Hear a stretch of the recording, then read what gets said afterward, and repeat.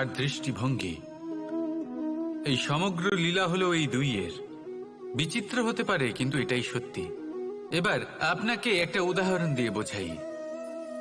অনেক সময় আপনি কোনো ব্যক্তিকে এটা বলতে শুনবেন যে আমি আমার নিজের উপরে গর্ব করি, আমি নিজেকে নিয়ে গর্ব করি, আমি খুব ভালোভাবে আমার মা বাবার সেবা করি, ওনাদের আমি সবসময় সুখী রাখি, ওনাদের আমি একটা বাড়ি দিয়েছি, সকল সুখ সুবিধা দিয়েছি, ওনাদের জীবনে প্রত্যেক জিনিস দিয়েছি আর দেব যা তাদের প্রয়োজন। এবার আমাকে বলুন যে আপনি কে হন? আপনি হলেন সেই বীজ যা আপনার মাতা পিতা রোপণ করেছেন। আপনার মা বাবাই আপনাকে এই সংসারে জন্ম দিয়েছেন। এবার এইসব কথার কি তাৎপর্য? এই হলো সেই ব্যক্তির দৃষ্টিভঙ্গি। এবার দেখা যাক এই প্রকৃতি আমাদের কি শেখায়। কখনো কোনো গাছকে দেখবেন, যখন সেই গাছে ফল আসে, সে মালিকে এটা বলে না যে দেখো আমি তোমাকে ফল খেতে দিচ্ছি। সেই বৃক্ষ এটা বলে না যে দেখো আমি তোমায় আহার করতে দিচ্ছি, কারণ ও জানে যে এটা হলো সেই মালির পরিশ্রম, এটা হলো তারই কর্মের ফল, আর এটা তারই পাওয়া উচিত। সে বলে যে তোমার জিনিস তোমাকেই অর্পণ করলাম, এ আমার জিনিস নয়। ও জানে সেই মালির গুরুত্ব আসলে কি। এটা হলো তার দৃষ্টিভঙ্গি। সেই জন্য আপনি জীবনে কোন ব্যক্তির মধ্যে, কোন পশু পাখির মধ্যে, কোন প্রাণীর মধ্যে, কোন পরিস্থিতিতে, কোন আবেগের মুহূর্তে কি দেখতে পাচ্ছেন, সেটা আপনার দৃষ্টিভঙ্গির উপরে নির্ভর করছে। তাই নিজের মনে ধনাত্মক ভাব জাগ্রত করুন, শুভ চিন্তা নিয়ে আসুন। এই ভাবনাই সত্য হয়ে সামনে আসবে। এই দৃষ্টিভঙ্গি এমন হয়ে যাবে যে আপনার জীবনে সবকিছুই শুভ হবে। তাহলে আসুন আর আমার সাথে ভালোবেসে বলুন, রাধা রাধা। সময়, এই সময় আসলে কি?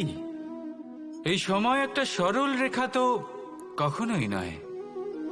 সময় হলো একটা চক্র, যেখানে এর আদি সেখানেই হলো এর অন্ত, আর যেখানে তা শেষ হয় সেখান থেকেই তার শুরু হয়। এই সময় একটা অত্যন্ত বিচিত্র চিন্তা, বিচিত্র ভাবনা, একটা বিচিত্র বস্তু যা কেউ বুঝতে পারেন না। এই সময়ের লীলা, এর কোনো প্রমাণ নেই, কোনো জ্ঞান নেই, কোনো পরিমাপ নেই। শুধু এটুকু আমরা জানতে পারি, যেখানে শেষ হবে সেখান থেকে একটা নতুন সূচনাও হবে। যা আজ আপনার কাছে আছে, কাল অন্য কারোর কাছে যাবে, তারপরে তার কাছ থেকেও অন্য কারোর কাছে যাবে, তারপরে তার থেকেও ছিনিয়ে নেওয়া হবে। এই নিয়তির একজনের কাছ থেকে অন্যজনের কাছে আদান প্রদানের এই সময় হলো আপনার সময়। এই সময়ের সদ্ব্যবহার করুন, এই সময়কে বাঁচুন। আপনাকে শুধু এটাই সুনিশ্চিত করতে হবে যে আপনি কোন পক্ষে আছেন। আর সত্যি বলতে কি, আপনার জীবনের পরিণাম নির্ভর করে আপনার নির্বাচনের ওপর।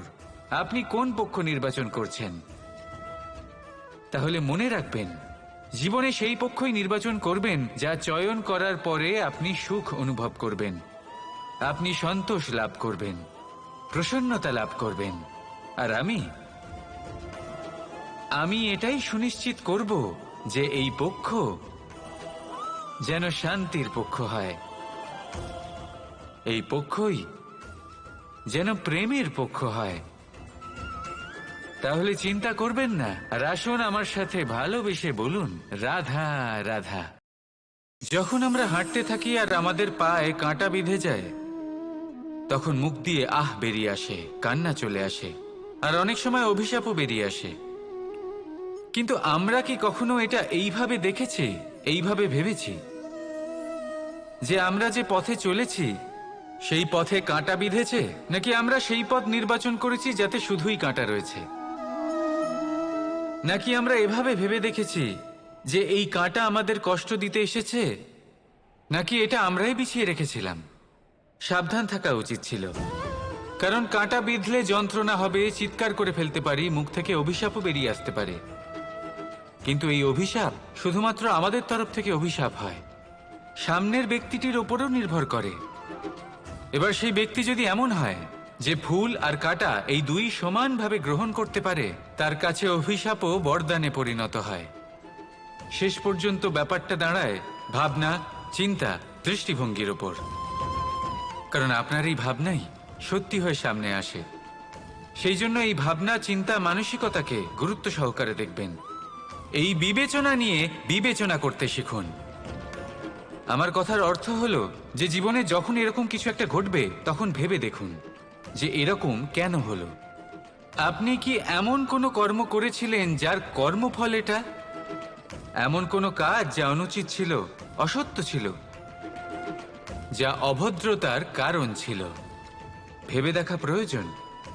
দেখুন, ইচ্ছে হলো আপনার যে আপনি কি করতে চান। ভাবনা আপনার, সত্য আপনার, জীবন আপনার, সিদ্ধান্ত আপনার।